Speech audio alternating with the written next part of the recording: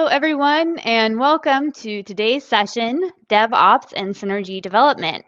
My name is Haley Hart, and I am joined by our presenter, Junior Software Engineer, Nick Tammadge.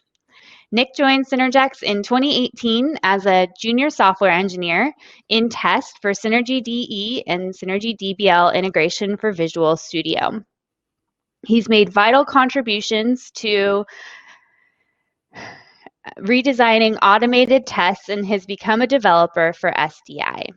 He's currently developing new features and fixing bugs in SDI and is involved with adopting continuous integration and deployment throughout the product set. Let's get started. Hello and welcome to this presentation on doing DevOps and Synergy Development. I'm your presenter, Nick, and we're just going to jump straight into it here. We're going to be talking about what DevOps is. Just a brief overview. There's really a lot to go through here, and we're not going to get to all of it today, but we're going to get you started. We're going to look at some of the capabilities that you're going to need to be able to do DevOps and what the effects of those capabilities are going to be. We're going to look at those initial capabilities that we're going to talk about and how do you actually get started with them. It's not that different with Synergy development compared to the other ones. Spoiler alert, like C# or C++ or any of those languages. But we'll see what we do with Synergy here. And then if you're still skeptical about any of this, I'll do my best sales pitch and try and convince you why you should want it. All right, so what is DevOps? Literally, DevOps is a smashing together the two words development and operations. This was first done, I believe, in 2008, 2009 at a conference, and I'm going to blank on who did the conference right now. I'm thinking it was HP, but they were doing a presentation on how they were achieving high uptime on their services by making their developments and operations teams work as a single unit. Historically, development and operations have been sort of separate units working against each other. Development wants to make a whole bunch of new features and bug fixes, which tends to lead to less stable products because things change. Operations is very interested in a stable product and high quality. So merging the two together, you're going to get a lot of features, a lot of bug fixes, and high stability out of it. Or at least that was their sales pitch at that conference. A more descriptive definition of DevOps is a set of development, operational, and management practices that improves an organization's ability to deliver high-quality software more frequently. And there's two key points here. It is development, operations, and management all smashed together. Couldn't really tack on management to DevOps. It comes out as DevOpsman. Doesn't really roll off the tongue, but it involves every part of the organization, and it is the organization that is going to benefit from these practices, not just a team, not just two teams that are working on separate things. It is the organization that's going to benefit here. And you might say this sounds a lot like Agile. And you're kind of right. There is some overlap here, but Agile is specifically for how a team is organized and how a team does their project workflows, does their day-to-day workflows. DevOps is much more concerned with the entire software development process from end to end, from start when you accept a project, when you accept a piece of work, a bug, to its deployment to the customers. So this is kind of a lot to take in, and I'm going to be unrelenting and show you that there was a whole bunch of research done. And so some researchers from 2013 to 2017 compiled a list of capabilities that organizations are going to need to be able to achieve DevOps as we know it and understand it at the moment. And this involves everything from your leadership, your C-level execs, to department managers, to your teams, and the actual technologies and practices that the teams use. In here, you can see lean product development. This is your agile component of DevOps. You can also see a lean management portion in here. They're not entirely unrelated, but they are slightly different. And then below that, we have the actual development technological capabilities. You got test automation, deployment automation, your continuous integration, your version control, all of this sort of stuff. These are the things that you're going to need in order to be able to do DevOps. On the results side of this, you're generally supposed to read this from left to right or from the start of an arrow to the end of an arrow. You're going to see that you get continuous delivery out of all your development practices and tech requirements. You're going to get less burnout, less deployment pain, higher software or improved software delivery performance. All this sort of stuff is a byproduct of doing DevOps. And so, again, lots to take in. We're not going to get to all of this today, but we are going to start with these handful of things here. And in case the circles are cutting off text here, that's team experimentation, test automation, deployment automation, continuous integration, and version control. So with that, we'll just get started on showing you how you can start doing DevOps in Synergy. Okay, so I'm on a VM here with Synergy installed, and I have a really simple bit of source already. And what we're going to do is we're going to throw this into source control. Source control makes our day-to-day development lives a lot easier. It lets us iterate on our code. If we're trying something new, it lets us test stuff without damaging our releasable product on the main development branch. It lets us do all kinds of fun stuff. We give file histories so we can see what kind of crazy stuff we were up to in the past, or if someone made an oopsie and committed some bad code. The gold standard here for DevOps is Git. The gold standard really for any source control system is Git. Git is the best source control, in my opinion, that we have today. And it integrates very, very well with nearly everything that you're going to want to use as far as a DevOps platform is concerned. It's really easy to pick up if you've never done source control before. If you have source control already, something like SVN, even another popular one today, or something older, maybe like Vault, if there's not a tool that automatically converts it to Git for you, it's not particularly hard to make a tool yourself to do the conversion. And I would highly recommend looking into that. And as far as getting started with Git, here goes. Real easy. So prompt here.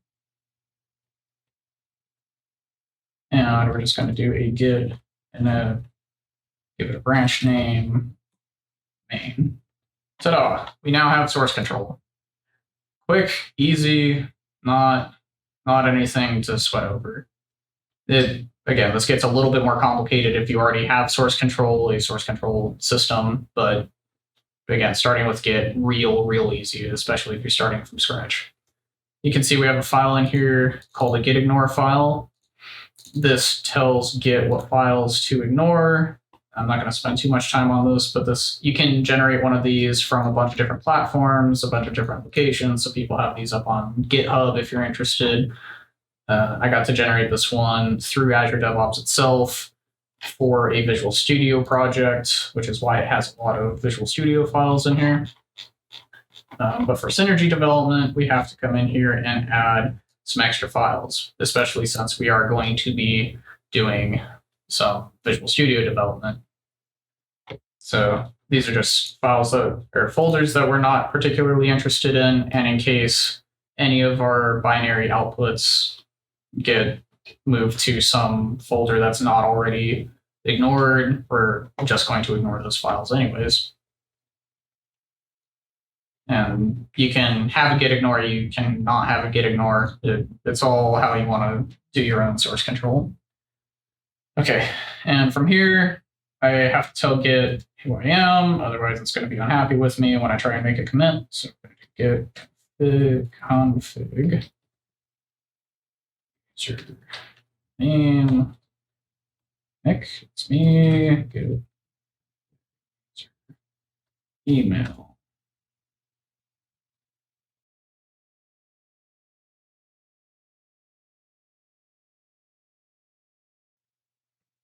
All right, so we now know, Git now knows who I am.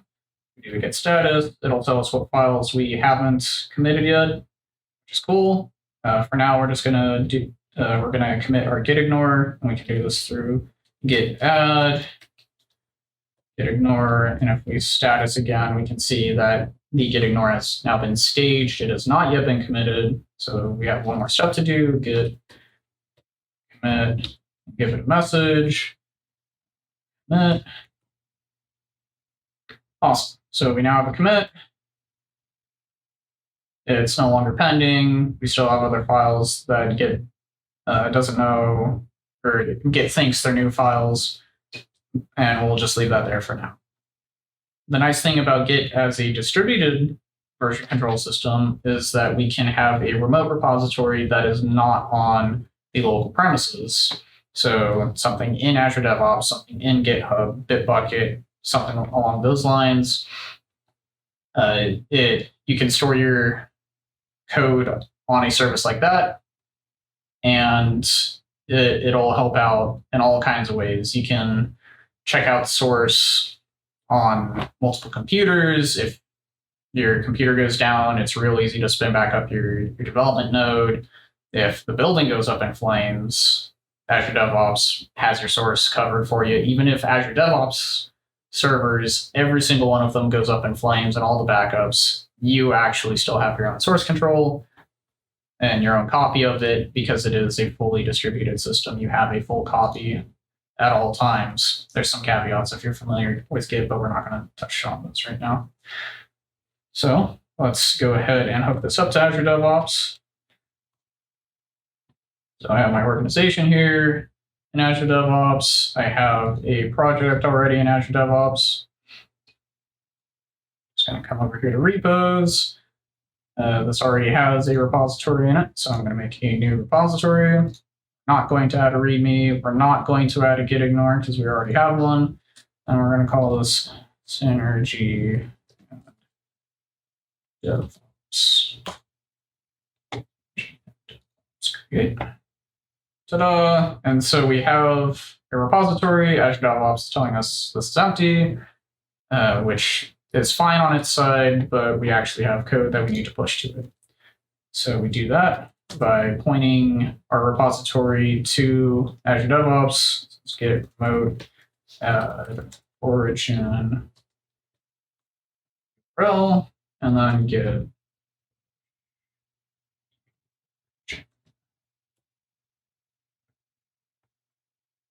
All right, so now our local branch is set up to track the remote branch. It will update as the remote branch updates. If someone else in the organization pushes a change, we can pick up the change. We don't have to get the file from them. We don't have to get the file from a local server somewhere. And if we refresh this, we have our git ignore. Let's go ahead and add our source, our actual project source here. So git add source star. And just check that, hey, look, we have all our sources here, even though we only specified the folder.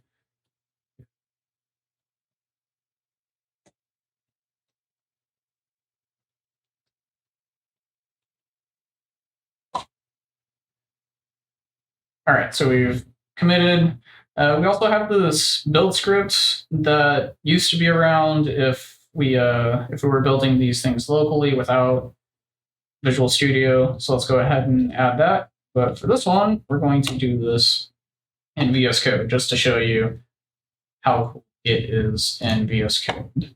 So we can come down here to our source control. VS Code has Git integration already. So it knows, hey, this file is considered new.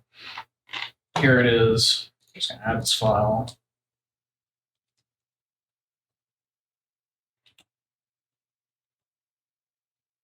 Cool. And then if we want to make a change to this file, again, open this, save this, and ta-da, it picks up the change. If we had other changes in here, we change the location of any of these files, any of that stuff. We added new environment variables, it would show us. So we're just going to add this guy real quick.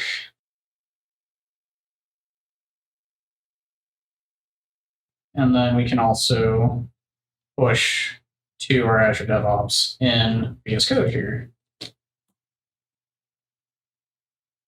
Real easy.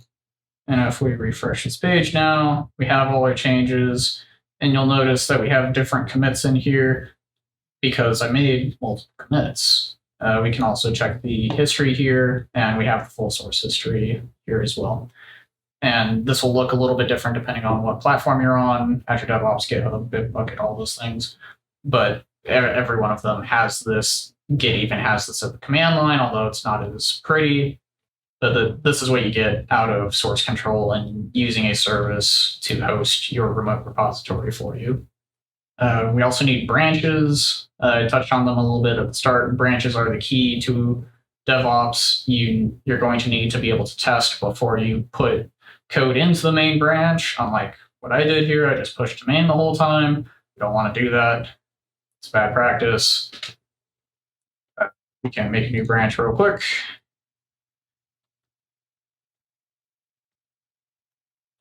We have a new branch. Git push.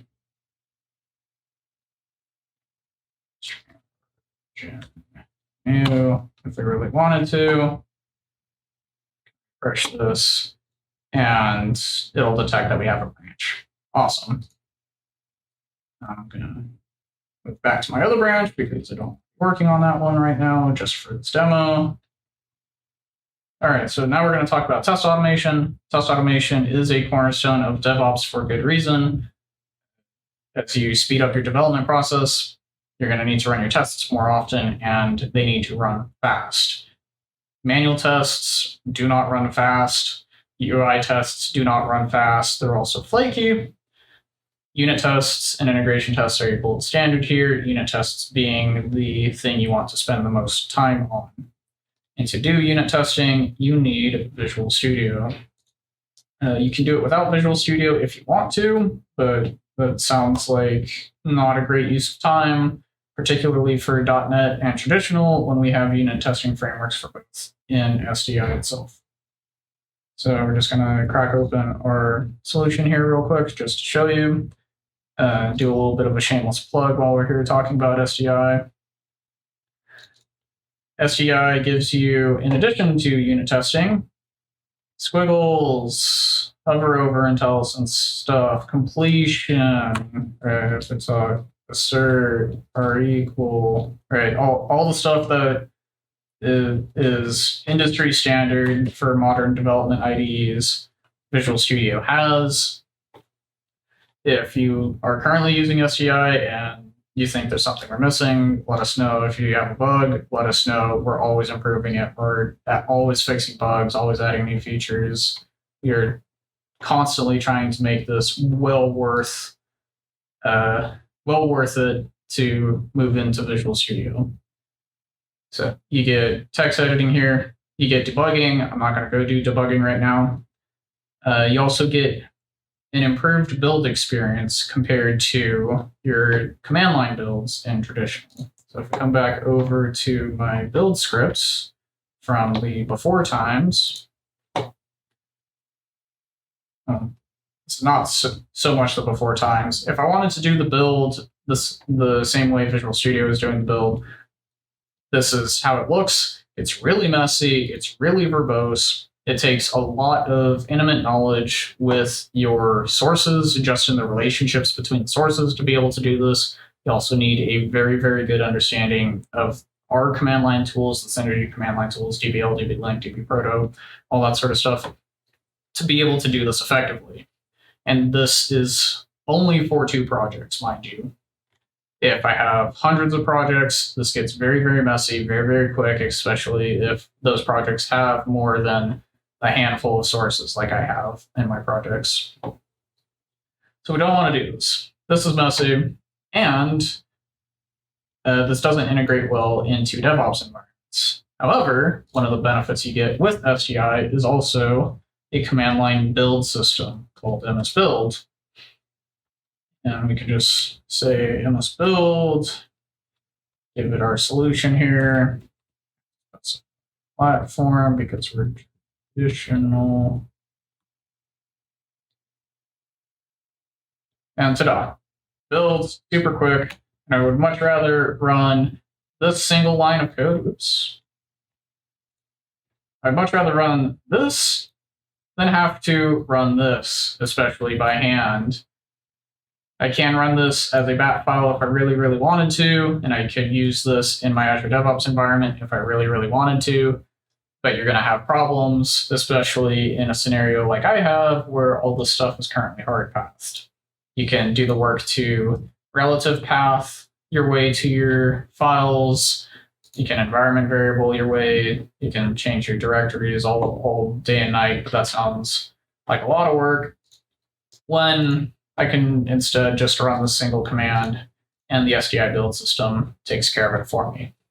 MS Build also integrates really, really well into all your DevOps tools. And so we're going to use that even later in the presentation today. So the thing that we originally wanted was our test automation. What you get here as well is a command line test tool. VS test console.exe. And so all you have to do here is specify your ELB. So debug x64 test ELB. And we're going to run tests. And that's fantastic because this also integrates extremely well into our DevOps environment.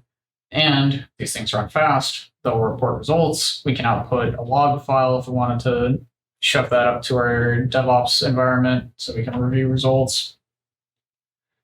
It's a good time. It's well worth the effort.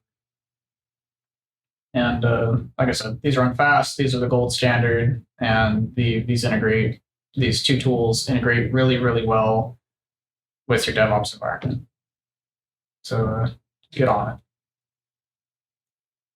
it. Okay, and then from here, we are going to do a combo talk here on continuous integration and deployment automation.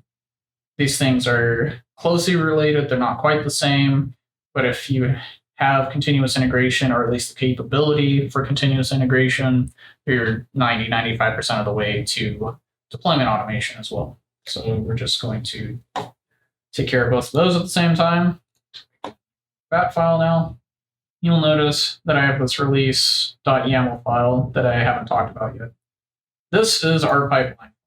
This is the thing that tells Azure DevOps, hey, I want to do all these tasks. And pipelines are the way to do DevOps in Azure DevOps. In GitHub, they're called GitHub Actions. I'm unfamiliar with the terminology used for other platforms, but they should all have something similar here. So for Azure DevOps, we have our pipeline file here, and we're going to run MS build to do our build. And we're also going to run another task here called VS test. It runs the VS test console commands behind the scenes. We just have to tell it our ELB that we want. And this alone would basically constitute our continuous integration. Anytime this set of commands would run, or anytime we make a commit and push it to the remote repository, the set of commands that I have highlighted here would run, it would build, it would run the tests, and we would know whether or not we added a bug or a regression or anything along those lines. The additional pieces down here are my pseudo deployment steps. Your deployment is going to look differently depending on what systems you have in place, what kind of app you're deploying, where you're deploying it to. So I'm just going to do it a couple different ways just to show you that you can. First way is we're just going to copy this to a server location for someone else to pick up because we have to stage it somewhere on the local network. For this demo, that's just going to be my temp folder on this virtual machine. But we're also going to upload this as an artifact to the pipeline. So if someone wants the latest artifact, they can just ask Azure DevOps for the latest artifacts, the latest archive of our products, and work with that straight away. And it's real easy to integrate. You can chain artifacts through pipelines. You can queue pipelines off each other. It's real neat. Takes a little bit getting used to, but it's, again, well worth the time. And this gets you to CI and deployment automation. So we're just going to go ahead, add this to our repository so we can use it.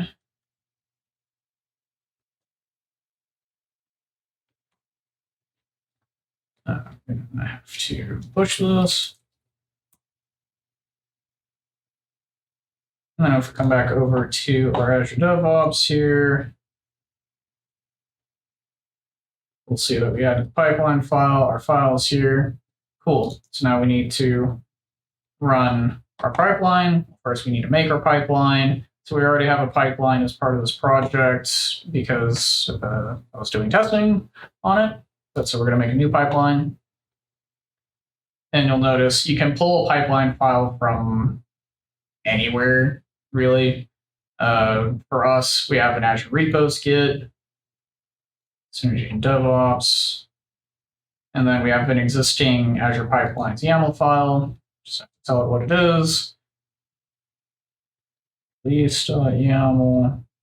It'll complain at you if it's an invalid file. This also cares about casing. So if oh, they changed that. Neat. Features. I love discovering features. Awesome. So there is our pipeline as described. We do have to do a couple things, though, before we run it. We can just run it, but we can add some variables here. One variable that I like to add to all my pipelines is system debug. This provides us more diagnostic information. If I can spell. When we run the pipeline, if something goes wrong, it makes it easier to figure out what went wrong. I also like, generally speaking, unless there's something really secret that I don't want anyone to mess up, not necessarily something like a password, but something like mission critical, I don't want somebody to accidentally screw this up. You can hide the value by leaving this unchecked. For general purpose things, system debug, if you have a pipeline variable that says, here's the version that we're building or something along those lines, I like showing all of them. So I'm going to add this variable here.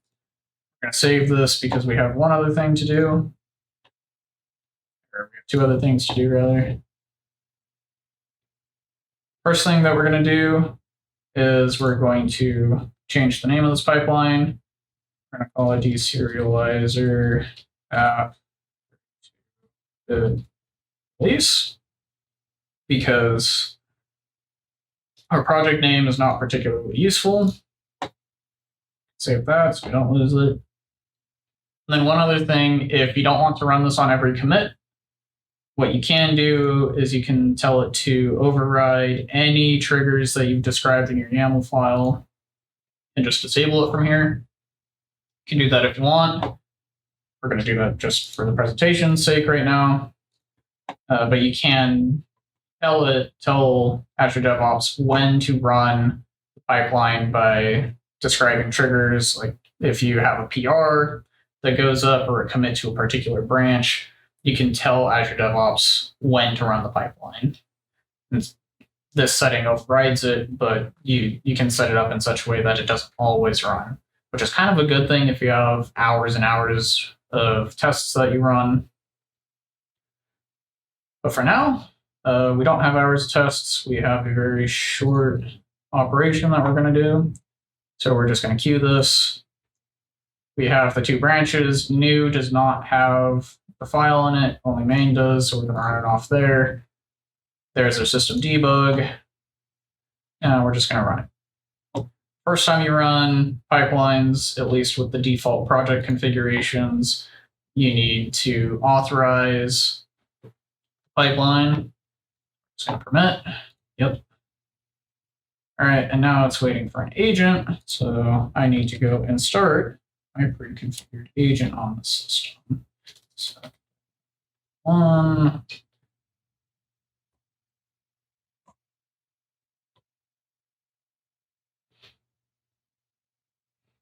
Okay, so it's connecting. This guy is waiting. Oh, there it is.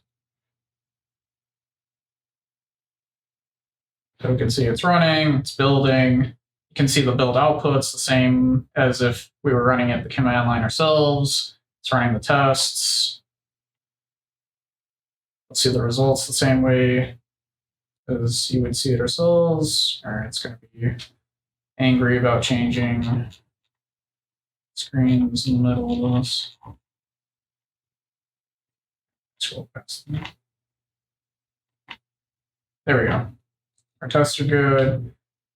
Pipeline is good. If we come back to the front here, it's all green. Notice we have a published artifact, which is our deserializer app, which is what we wanted. And because I can do PowerShell stuff, we've also copied our deserializer to our server location for someone else to pick up.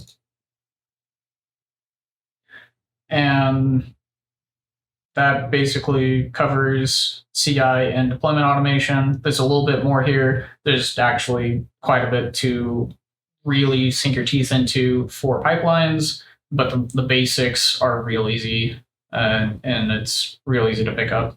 But to do complicated things, there's a lot of stuff to sink your teeth into. All right, and from here, we still have one capability to talk about, but there's no real demo for that. So we're going to come back to our slides, and we're going to talk about team experimentation.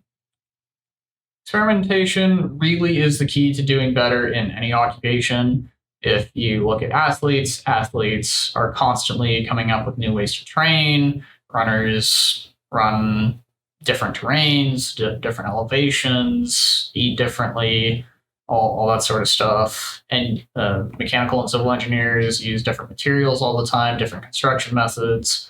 They don't come up with those instantaneously. They have to experiment to be able to come up with those ideas. Software development is no different. And the team is the smallest, one of the smallest units. Developers, if you have a developer that's siloed, but a team is going to be able to have the best collection of knowledge about their own processes and their own work. They're going to be able to tell you if they think they even do good work. Do they think there's things that get in the way? Do they think they have bad tooling for their job? Do they think they could use different services? Can they change some processes to improve their workflow, or do they think there's already things that improve their workflow and there's just other things in the way? Do they think their product architecture is good, and does it allow for changes to be made easily? Does it make it easy to test? They are going to be able to answer these questions a lot better. The development team or the developer is going to be able to answer these questions a lot better than a manager or a C-level exec here. And to solve these problems, you're going to have to start small.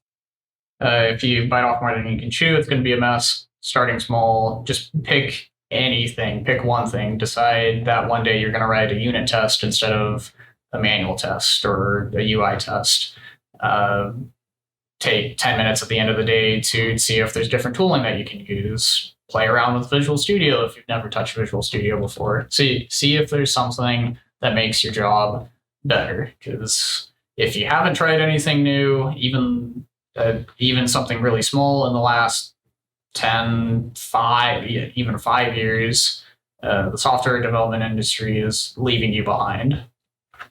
But you can't just goof off the whole time. You need to be able to measure whether or not your experimentation is working. And so you're going to do that through metrics. You're going to need to do things like measure how many times do you release updates. If a customer goes down, how long does it take you to get that customer back up and running? How many bugs do you discover in testing versus by customers? How much time are you spending fixing those bugs or fixing incomplete features compared to doing new stuff? How long does it take you to go from accepting a feature or a bug fix to completing it? How long does it take you to go from even starting the implementation or the fix to finishing it? It's these kinds of things that you're going to want to measure. This is a non-exhaustive list. There's a lot more that you can measure if you're interested, and different metrics will mean things to different teams and different organizations. But in short, you're going to just have to try stuff and see what sticks. Like I said, start small and see what happens.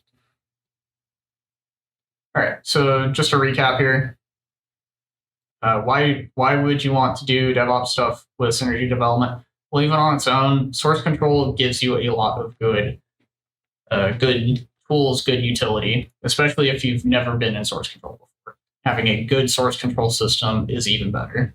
It gives you change history, so you can see what changes were made and why. It gives you disaster recovery, which is, I would say, invaluable for an organization, particularly nowadays. And then branches is just a good development practice. Being able to develop off of the main shipping source code is a good practice to be in. And we have test automation as well. Like I said, automated tests are way faster than manual tests. And unit tests are even orders of magnitude faster than that. We're talking milliseconds most of the time.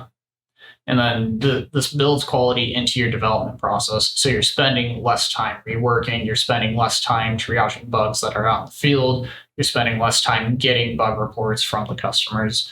You even spend less time getting customers back up and running because you accidentally committed a critical regression. And then on the continuous integration deployment automation, you get simplified product builds by virtue of having SDI for your test automation, and you get to combine multiple operations into a single step. I pressed one button and I got to do 3 things at once. I didn't have to sit there and build the product and wait for it to finish. I didn't have to then run the tests and wait for it to finish. I didn't have to then manually copy this out to some location for either someone else on the team or some other team to go deal with the deployment of my artifact. It just all happens with a single click. And if you turn on those continuous integration triggers, you don't even have to do a click. You just do your normal day-to-day operations, and it just works. And these pieces here are requirements to be able to deploy faster. There's no getting around it. If you have manual processes in the way of your deployments are going to be slower than if you find ways to remove those manual operations. And then team experimentation, you're just going to find ways to do your job better. There's no getting around it. You should always be looking to do your own job better. You should be looking to do your team's job better. And this is better for the organization. It's better for you. It makes your job more interesting because you're doing new things. It's something you should be doing. On the end results here, you're going to have less pain and burnout. Your data, like I said in the last slide, your day-to-day tasks are going to be easier. As I showed with the deployment automation and the build automation there, your releases aren't going to be a significant effort. You don't have to have all hands on deck for a week to run tests or anything like that. It just runs. And then if there's a problem because the build failed or the tests failed, you can address it then, but even then, it's not a all hands on deck effort. This improves your software delivery performance because, like I said, you have fewer bugs making it out into the wild. You get to deploy faster. You get to get more features into the hands of your customers. You get higher uptime for your customers if they were to go down, but you're just naturally going to have higher uptime anyways. And then on the organizational performance, like I said, value is going to the customers faster and in greater quantities, and this generates value for the organization. And that's really it. That's what we're doing. That's why DevOps is a thing. Generates value for your customers, in turn generating value for the organization. And I know I didn't get to go very in depth on even these 5 things or even any of the other capabilities. So if you're interested in some more information, Jeff has a presentation on leveraging DevOps from Wednesday, May 12th. You should go check that out. If you're interested in very analytical on the analysis side of DevOps, the gains that you should be looking to see, different metrics for how to measure your own performance. You can read the individual state of DevOps reports if you would like. Puppet publishes them annually. Just sign up for the newsletter. They'll even ask you to contribute if you're interested. If you want the synthesis of 4 years of data from 2013 to 2018, Accelerate is the book that does that. This is actually where the chart earlier on in the presentation comes from. And so this is a real good read. And then if you're interested in more like situational, not really in depth, but hey, here's a situation, here is a way you can get out of it, sort of problem solution stuff, you can look at the Phoenix project and the DevOps handbook. They are described as a fiction, nonfiction pair as far as books are concerned. The Phoenix project is a novel about how to do DevOps. It's, spoiler alert, DevOps is going to work because, what would a DevOps novel be like if DevOps didn't work? That sounds like bad marketing. But if you're more interested in some real world stuff, the DevOps handbook is the nonfiction counterpart to that and the book that you should be looking for. And with that, it's time for questions. So now it's time for some questions, and it looks like we do have a question in the chat already. In case you want to ask a question out loud, you can use the raise hand feature at the bottom of the chat box. I'll call on you, and we would love to hear your voice. I don't think we've had any out loud questions yet, so if you want to be the first one, we definitely welcome that. So let's get started. The first question comes from Steve Ives. Steve says, during your demo, you mentioned starting a build agent. Can you explain a little more about how the pipeline and build agent interact and where the build actually takes place? Sure. I am going to have to apologize before I answer that question. The neighbors are starting to do yard work, so if you hear lawnmowers and weed whackers, I apologize. I can't do anything about that. Okay, so the agent. There's a couple ways that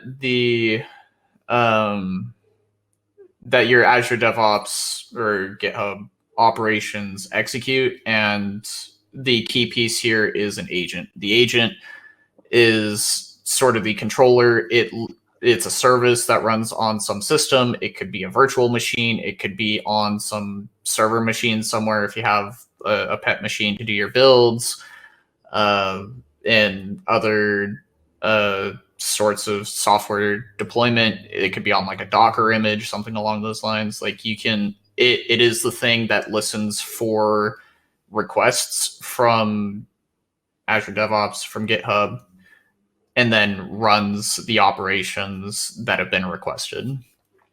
That's really it. You do need a little bit of setup, but like the Azure DevOps agent is real nice.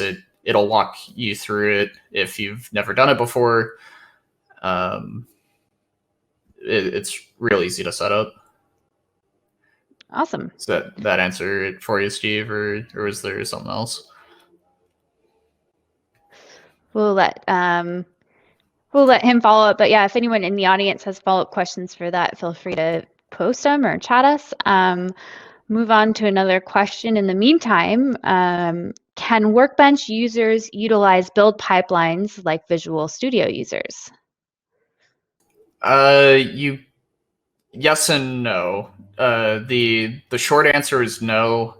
There is no build system in Workbench that works like Visual Studio, like MS Build, that you can just plug into a pipeline because there's pre-built tasks for it.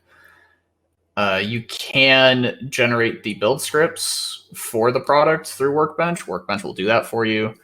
But you end up in a scenario like we were trying to avoid in the presentation of running our old build script for the product. I've never generated those build scripts myself personally. I don't know what they look like. If you can use them, like I said, but if they're hard passed, you're going to have to go through some effort to make them work on an agnostic system, basically, because you're not going to be able to check out the source in the exact same location every time because of the way your build agents work. That's a little more in the nitty-gritty details of it, but it's not the preferred way to do it. It's a bit of extra effort. Cool. Thanks for that answer, Nick. We have another question from Mark Arnold. Mark says, do you have any suggestions for regression testing Linux apps, cell-based? And he says, we currently access a large portion of our app via Telnet. This, I think, should actually be possible. You can do non-Synergy system development in non-Windows development in Visual Studio on a Windows machine. The presentation before this by Dan and Kish, I believe, discussed this a bit. So you can check that out. That might have some good info for you on that. And it should help you get started on that. Great. Our next question says, can the Microsoft hosted agents for Azure DevOps be used to run pipelines with Synergy sources? Sorry, can you run that by me one more time? Yeah, can the Microsoft hosted agents for Azure DevOps be used to run pipelines with Synergy sources? Sorry, I missed the Microsoft piece. We're going to go with no on that. The Microsoft hosted agents run on their own systems. So you're not going to have Synergy installed. You're not going to have, or they do have a bunch of tools on them. So you can do other things that utilize those tools, but you aren't going to be able to control it. You may be able to install Synergy on those systems, but that sounds like a real good breach of your license agreement, so don't do that. And two, you really have no idea, even if you could install Synergy, what the configuration that someone else has put on that system for you. Like if, say, one of our other customers that use Synergy happened to use that virtual machine already and it has a different Synergy configuration, no, don't do it. It's a bad time. It sounds like not a good plan. Not a good idea. On any front, yeah. Got it. Okay. I am seeing one more question here. So if you have any last minute questions, definitely submit them. This last question we have says, when can customers expect Synergy tools to work with the encoding found in pipelines, UTF-8? This recent release, actually. We had some issues prior to the most recent SDI release, but with the most recent SDI release, we have resolved these issues. You do get all updated compilers, so your DBL Net, DBL Proto, all those executables that run in the background for Visual Studio, all that stuff is updated to work, and you are good to go if you update to the latest SDI.